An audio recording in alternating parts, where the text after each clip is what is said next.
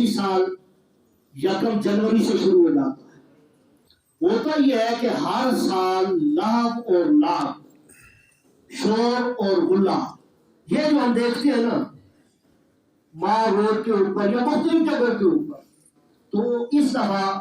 کوثر کی طرف سے ایک نہایت ہی اہم کام کیا گیا اور میں سمجھتا ہوں بڑا خوشائن کام ہے۔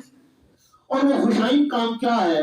کہ 31 دسمبر 7:30 بجے تلاوت قرآن مجید فرقان حمید ہو آج کو سن،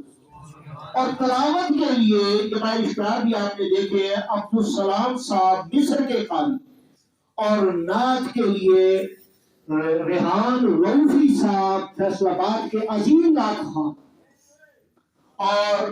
دیگر جو نعت خان ہے جہاں کے آپ جانتے ہیں طاہر علی صاحب اور حجاز صاحب، وہ خصوصی نعتیں پڑھیں گے اور قرآن شریف کے کمالوں میں سے قوالی کریں گے۔ تو کیا یہ اچھی بات ہے کہ نہیں؟ خیر کی بات ہے نا۔ جب حالات ایسے ہو کہ ایک طرف جو ہے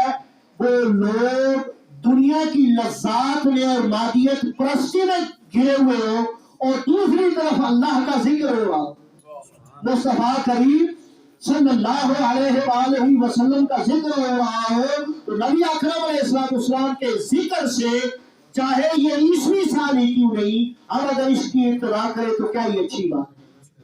کیا یہ خیر کی بات ہے؟ تو تمام عوام سے گزارش ہے کہ اپنے بچوں کو بھی بتائیں، ساروں کو بتائیں، لوگوں کو موٹیویٹ کریں کہ انشاءاللہ العزیز 31 دسمبر 7:30 بجے آج کوثر میں پہنچ کر اللہ کا ذکر سننا ہے، مصطفیٰ کریم صلی اللہ علیہ وآلہ وسلم کا ذکر سننا ہے۔